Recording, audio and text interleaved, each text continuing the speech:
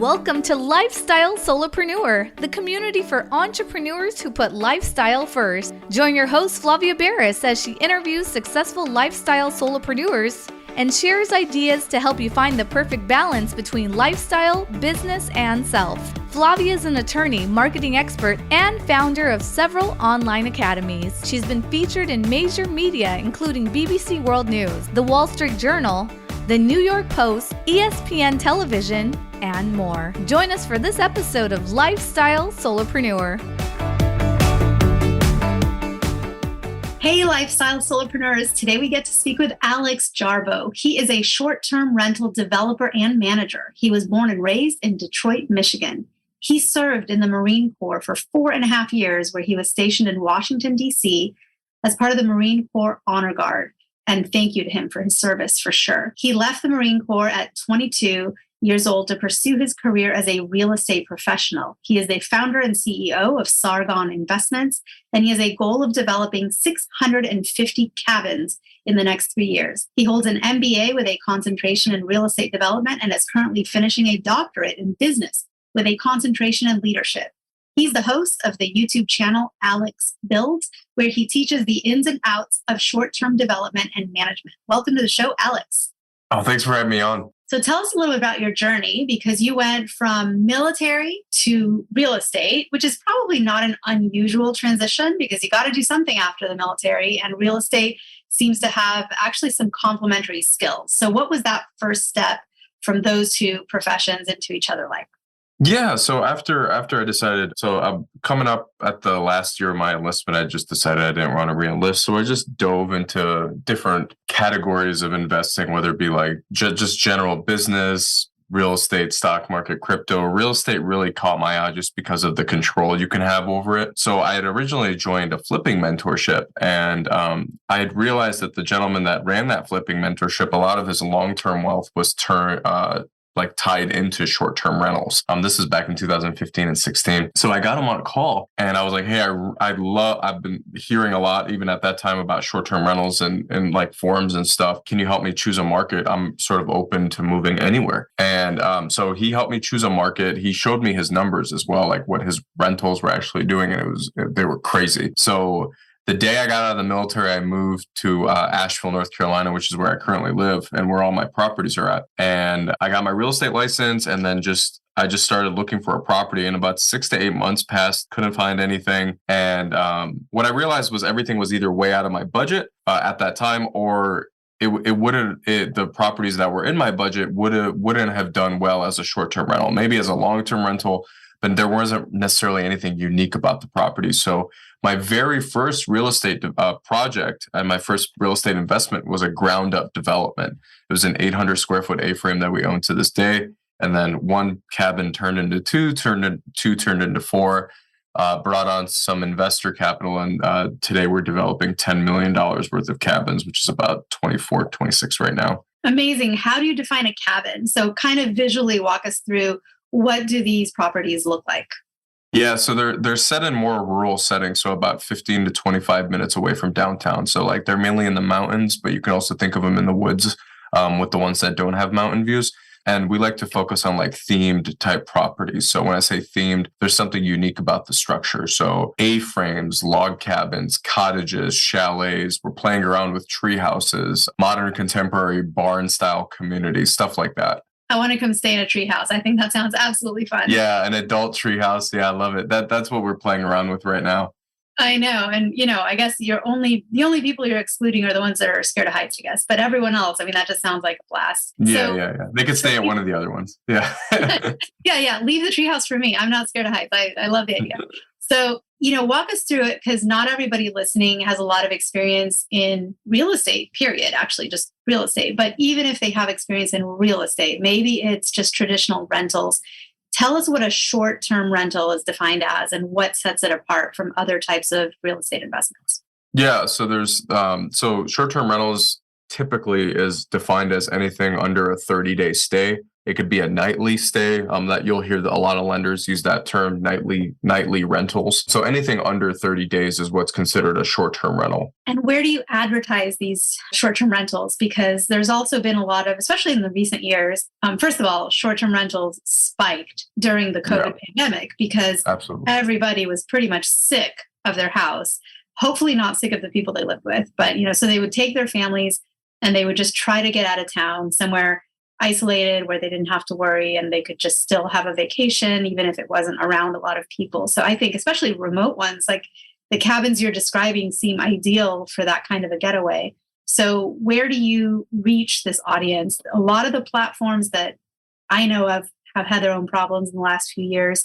So give us fill us in on how you market these. Yeah, so a big portion comes from Airbnb and VRBO, but I just like to look, when I talk to students and stuff or people I'm teaching on this stuff, I like to just look at those as a marketing arm to your business, meaning that your property or your business should not specifically live on a specific platform like Airbnb and VRBO. So we mainly market on Airbnb and VRBO. And then once the guest actually comes into our properties, we actually use a device called StayFi. And StayFi is a phenomenal tool in a company. It's a little disc that plugs into the back of the router. And what it does is you can create a landing page for your guest for the Wi-Fi. So like they have to enter in their email address to get access to the Wi-Fi, similar if you're like at the airport, if you're like a Starbucks or a coffee shop. Very similar thing. And then we remarket to the guests after they stay with us, which after looking at Airbnb's rules and everything, there isn't anything against taking the guests off of the platform after they've stayed with you. That's an amazing way to create a mailing list and repeat clients, because there's always a certain element. And I should preface this by saying I'm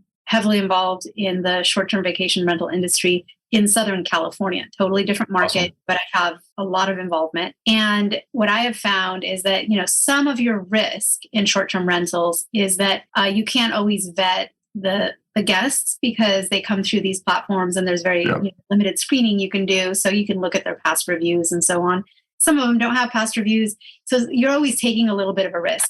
But when someone has already stayed with you and you know that they were a great guest once, then there's a very good chance they're going to be great guests the second, third, and fourth, and fifth time. So I feel like you take some of that risk away when you have repeat business. Yeah, no, absolutely. And you have, like you said, you have more control over the guest in general, the entire guest experience. You can remarket to them and push them towards a specific website, like a direct booking site compared to just Airbnb and VRBO. You can save them a little money on fees. And on top of that, again, you just have more control over them. And when I say control, I just meant like the whole guest experience. So do you find yourself looking to reach out into different markets, or do you love specializing in your market, becoming the expert, becoming the one that has the most market share and staying centralized where you are now? Yeah, it's a little bit of both. I think my goal for my current market's about 50 to 75 properties. And then I do plan on venturing out nationally and also worldwide because there's some phenomenal international markets as well. The barrier to entry there is just finding good operators because I wouldn't be managing them myself if they were like overseas properties or something like that. But yeah, I love mountain markets. And when I say mountain markets, not necessarily like ski resorts, just like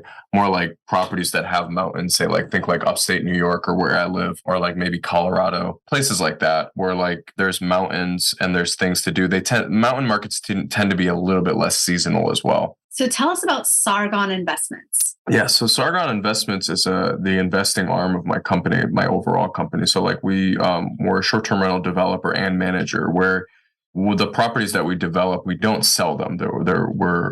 We raise capital from investors and we're essentially married to our investors for 8 to 10 years. That's usually how long our hold periods are. And Sargon Investments just came from a lot of people asking me questions about wanting to invest with me. So my first 4 properties, or my first 3 to 4 properties, I didn't have any partners in them. But then I've started bringing on friends' capital. So some friends wanted to do some business together. And then the Sargon Investments just came from me raising capital and doing these larger communities. What I realized was the best use of my time was to develop these like themed 6 to 12 cabin communities. So we'll choose a theme, whether it be tree houses, A-frames, log cabins, whatever. And we'll build a community, like a cluster development to go like on 15 to 20 acres or something like that. So is most of your inventory or portfolio homes, cabins that you developed ground up, or do you sometimes? Yeah. It's a little mix of both. I don't manage any properties that I don't have an equity ownership in, but it's a little bit of both. There are some beautiful properties that have just come across my desk that, like, we just went under contract for 7 beautiful cabins that are all clustered together that have room for future development. And it's a little mix of both. It was like, I won't discount a property if the numbers work. I just like to purchase a property that has some room for growth or for some room for development. And what do you see in the industry right now? There's a lot of news stories about different counties, cities. I haven't really seen it at the state level yet, but the local municipalities are either putting in place lots of restrictions or getting really, just regulating. I would say over-regulating, but what do you see in the industry? Is there anything to look out for? What do you think the future of the short-term rental industry is going to morph into or be, or what are the greatest challenges that it'll face? Yeah, what it's morphing into is I think it's going full circle, where before Airbnb and VRBO, short-term rentals have been around forever. You just had to pick up a phone or call a real estate agent to book a short-term rental. So I think the evolution there is it going full circle, where people are essentially establishing their own brands. And I feel like 10 years from now, the big players in the short-term rental game are the people that are focused on a brand and focused on a direct booking strategy. When it comes to regulations, I like to operate in markets. So like at this, where I live, the city of Asheville, North Carolina actually doesn't allow for short-term rentals. You can't even get a permit for them. So we operate within the county. So 15 to 25 minutes into downtown is what we operate at.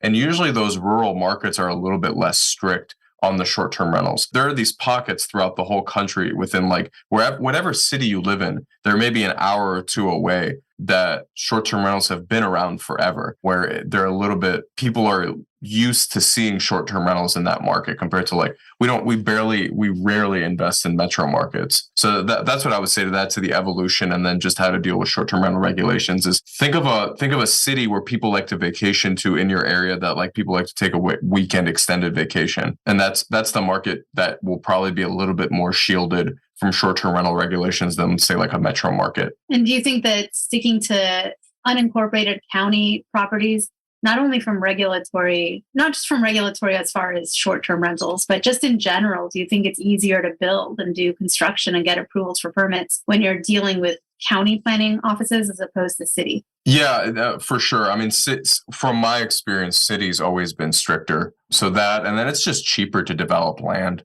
like or purchase land when it's a little bit more rural. And people like that. Like you said, during COVID, like the need for short-term rentals exploded. And it wasn't our strategy initially, because we started before COVID in developing.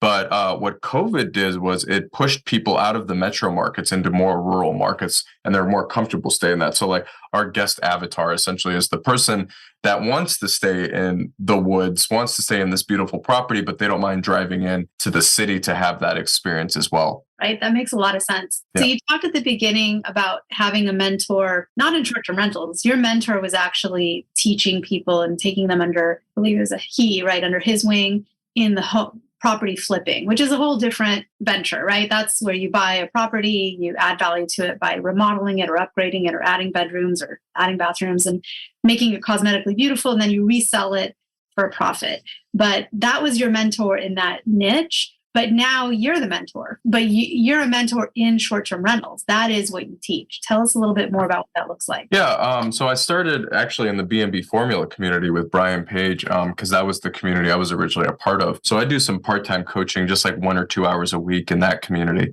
And I absolutely love it. What I recently did in the last 6 months was put together like a short-term rental development course. I essentially created the course that I wish I had when I started 6 years ago. If I would have had this course, I probably would have saved $200,000-$300,000 at this point, because you don't know what you don't know with real estate development. But I didn't want to push people towards something that I didn't know, and I've made a fortune in short-term rental development and management with these unique properties. So I wanted to share that with everyone. And part of stuff in the course is also on my YouTube channel, which is completely free as well. So that YouTube channel is Alex Builds. Tell us a little bit. Yeah, Alex Builds. Yeah, it's a logo of a blue tree house, if people are having trouble finding it. Yeah, I'm telling you, it's the tree house that's really, really fun. I can't wait to stay in one of those tree houses. Got to get myself to North Carolina. So what will people find on your show? If they go to your YouTube channel, which is called Alex Builds, what are your episodes focused on? Yeah, it's a mix of management, like short-term rental management tools. I recently started bringing my camera out to our sites and showing like just the process of developing a property from scratch, from literally dirt to an A-frame essentially. And then I also go over short-term rental news. I'm a short-term rental writer for the Bigger Pockets blog. I'm one of the main people who writes for their blog. So I go over some of the blog posts I write with for them as well. So if somebody wants to get started in this world, they're like, this sounds so fun, so amazing. I love tree houses. What would you recommend that they do? Should they go explore the ownership side? Should they first go into management and see if they like the world in general before they invest in it themselves and put their own? Yeah, I wouldn't. Yeah, I mean, that's a phenomenal question. I would say that you can jump into I would develop your own property or get your own property first and then play around with the management. If you don't like it, you can always push it off to a short-term rental manager. But you'll save a lot of money by just trying to do it yourself. And that, like my course talks about, like my YouTube channel talks about, there's a lot of tools out there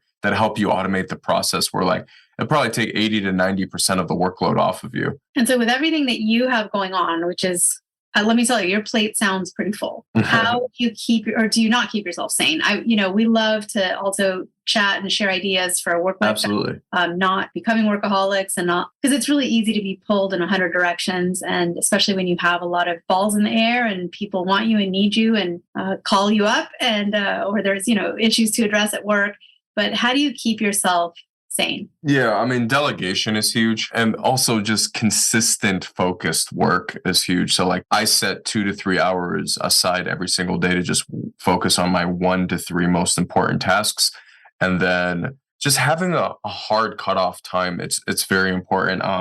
I had the privilege of shadowing a really, really awesome person, Brian Page, who I sort of look at as a mentor, but just a really good person. And what I realized, so I visited him at his house at his office in his home city, and he has a hard cutoff time at like 4:30. Like it doesn't matter what he's doing, he leaves the office at 4:30, and he's built a very successful business. But he like once 4:30 hits, he tries to get out of the office at 4, but sometimes it like gets pushed to 4:30. But once it's not any later than 4:30, he's out of the house or out of the office. So I think that's key. As long as like there aren't some insane amount of things that had to happen that specific day. And it took me a long time to realize like you can push it off to the next day. Like it doesn't need to all be completed today, unless if you have this crazy launch or something that has to get completed today. I think a lot of entrepreneurs, including myself, get caught up in the fact that everything has to get done today, or I need to get as much as I can today and then just pass out on my bed at midnight or 1 a.m. I did that for about 5 years, and it's a recipe for burnout, or very quickly a recipe for burnout. Yeah, conceptually, isn't it so interesting that we as humans, we look at our day and our time, and it's interesting that we need to sleep every night. So there's sort of this rhythm that's imposed on us, right? Like you couldn't say, I'm going to stay up for 3 days and then sleep for 3 days. Because our bodies don't work that way. We need to sleep at least, once every 24 hours for a period of time. And it's so easy to then devote every waking hour to being on call, so to speak, or, working on the business. But all of us understand that you can't do that for 24 hours in a row. So all of us inherently know that you have to put limits on the amount of time that you work every day, because we're physically incapable of working for more than, let's call it 12 or 14 hours would be sort of the max until your brain just turns off and you literally can't function. But what if instead of just relying on that body clock and our physicality, we did set other limits and we just said, look, my work day is 6 hours a day and that's it, or 8 hours a day and that's absolutely it. And you just made it as immutable as like needing sleep every day, right? Yeah. And what I love about that, and this is what I took from Brian, is it sort of it forces you to figure out, okay, I only have this much time to get my work done. I'm going to put the phone down, and I'm going to put the Instagram down or put the social media down and actually work. And like, I only have this amount of time. And if I don't get it, if I don't get the work that I needed done today in this amount of time, even with focused work, how can I delegate some of the work that may not necessarily be the best use of my time as well? Absolutely. So for anyone that wants to check out your channel, check out your website, see how they can learn more from you. I know you mentor and coach quite a bit in this area. what are the best places for somebody to reach out to you? My YouTube channel is the easiest place just to check out what I'm doing. You guys can also check me out on LinkedIn. If you guys are interested in the course that I put together, that's at my personal website, which is alexjarbo.com, alexjarbo.com. And then there's a button where you can sign up for the free masterclass, and then it'll take you through where to purchase the course and stuff. It sounds like a lot of fun. I think personally, I agree with you. Short-term rentals have been around for decades and decades, and it wasn't really until recently that they went online and more of like a quote unquote sharing economy mode. Right. And that's now turned back to kind of classic. It's no longer like you're couch surfing.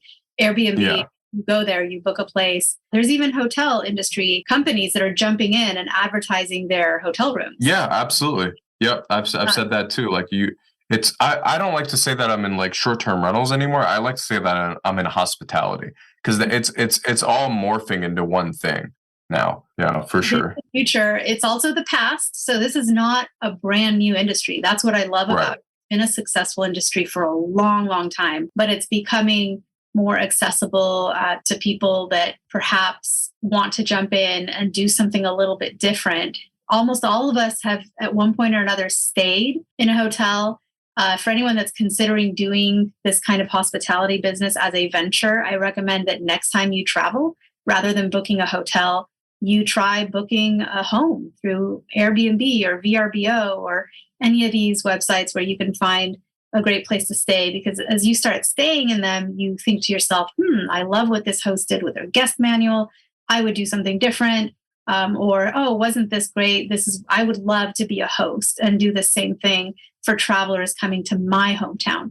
So I highly encourage you, if you're looking for that next thing to do, you're not sure what your next venture is, consider the world of short-term rentals or vacation rentals, or as Alex says, maybe you want to be in the hospitality business. And if so, check out Alex Jarbo's programs, check out his YouTube channel, Alex Bills, which sounds amazing. And from me to you, Alex, thank you so much for being on the show today. I've learned a lot, and I know listeners have too. Oh, thank you so much, man.